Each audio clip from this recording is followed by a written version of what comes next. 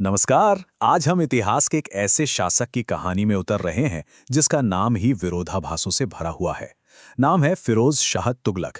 वो सुल्तान जिसने दिल्ली सल्तनत पर पूरे 37 साल हुकूमत की। तो मामला ये है कि फिरोज शाह तुगलक को लेकर इतिहासकारों में दो फाड़ है। एक तरफ एलियट जैसे लोग हैं जो कहते हैं कि वो तो सल्तनत का अकबर था, मतलब उसके पब्लिक वर्क्स, उसके प्रशासनिक सुधार कमाल के थे। लेकिन फिर दूसरी तरफ आरसी मजूमदार जैसे इतिहासकार हैं जो कहते हैं नहीं नहीं, वो तो औरंगजेब का अग्रगामी था, मतलब उसकी धार्मिक कट्टरता का कोई जवाब नहीं था। यही तो वो ऐतिहासिक पहेली है जिसे हम आज की इस पड़ताल में सुलझाने की कोशिश करेंगे। एक तरफ एक महान निर्माता और दूसरी तरफ एक कट्टर शासक। आखिर सच था क्या? ठीक है, तो चलिए पहले फिरोज शाह के उस पहलू पर नजर डालते हैं जिसने उसे एक महान निर्माता और एक काबिल प्रशासक का खिताब दिलाया। उसने बड़े पैमाने पर पब्लिक वर्क्स के प्रोजेक्ट शुरू किए और इनमें सबसे खास थी 5 बड़ी नहरें। ये कोई मामूली नहरें नहीं थीं। इन नहरों ने तो नॉर्थ इंडिया की खेती में एक तरह से क्रांति ही ला दी थी। और ये नंबर देखिए, 1200 बाग। उसने अविश्वसनीय संख्या में बाग और बगीचे लगवाए जिनसे स्टेट को अच्छी खासी आमदनी भी होती थी। पानी सब तक पहुंचे इसके लिए उसने पब्लिक के लिए 150 से भी ज्यादा कुएं खुदवाए। ये उसके लोक कल्याण के कामों का एक और बेहतरीन उदाहरण है। फिरोज शाह ने कई नए सरकारी डिपार्टमेंट्स बनाए जो सिर्फ और सिर्फ पब्लिक वेलफेयर पे फोकस थे, जैसे दीवाने खैरात जो गरीबों और जरूरतमंदों की मदद करता था, और दारुल शफा। ये सोचना ही कमाल है कि उस जमाने में सबके लिए एक मुफ्त अस्पताल था, चाहे कोई किसी भी धर्म का हो। ये संस्थाएं अपने समय से कहीं आगे की सोच रखती थीं। उसने टैक्स सिस्टम में भी जबरदस्त सुधार किए। सबसे बड़ी बात यह थी कि उसने 24 अलग अलग तरह के टैक्स खत्म कर दिए, जिससे किसानों पर बोझ बहुत कम हुआ और पूरा सिस्टम आसान हो गया। लेकिन अब सिक्के का दूसरा पहलू देखने का वक्त है। उसके शासन का वो स्याह पक्ष जो एक बिल्कुल ही अलग फिरोज शाह को हमारे सामने लाता है। उसने एक बड़ा पॉलिसी चेंज किया। उसने ब्राह्मणों पर जजिया टैक्स लगा दिया।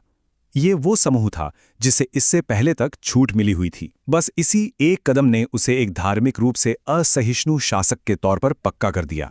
उसके जो मिलिट्री कैंपेन होते थे वो अक्सर धार्मिक कट्टरता से भरे होते थे, खासकर हिंदू पूजा स्थलों को निशाना बनाना।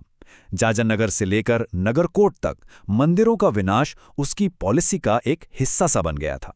और यहाँ उसका दोहरा मापदंड बिल्कुल साफ दिखता है। वो ये कहकर साम्राज्य का विस्तार करने से मना कर देता था, लेकिन जब बात हिंदू प्रजा की आती थी तो उससे ऐसी कोई हिचकिचाहट नहीं होती थी। नगरकोट से 1300 संस्कृत की किताबें लूटने के बाद उसने उनका ट्रांसलेशन करवाया। लेकिन ये किसी कल्चरल एप्रिसिएशन के लिए नहीं था। इसका असली मकसद था हिंदू ज्ञान को समझना और उसे कमजोर करना। अच्छा, तो ये परोपकार और कट्टरता का विरोधाभास तो था ही, पर इसके अलावा भी उसका एडमिनिस्ट्रेशन करप्शन और कमजोरी से भरा हुआ था। चलिए आगे बढ़ते हैं और देखते हैं कि ये सब कैसे हुआ। उसने एकता सिस्टम को दोबारा शुरू तो किया, लेकिन एक बहुत बड़ी गलती के साथ।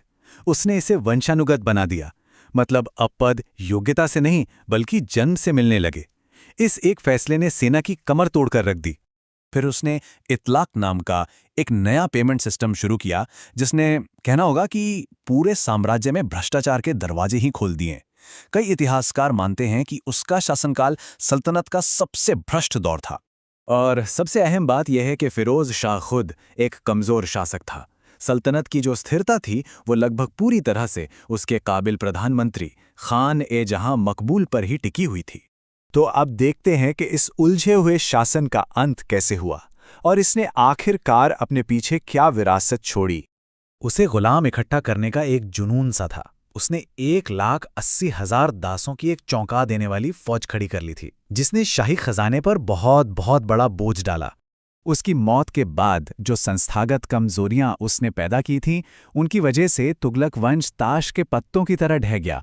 सिर्फ 10 साल के अंदर तैमूर के हमले ने तुगलक वंश के ताबूत में आखिरी कील ठोक दी। और ये सब हमें इस आखिरी और सबसे मुश्किल सवाल पर लाकर छोड़ देता है। फिरोज शाह तुगलक एक निर्माता था जिसने जनता के लिए काम किया, या एक कट्टरपंथी जिसने समाज को बांटा?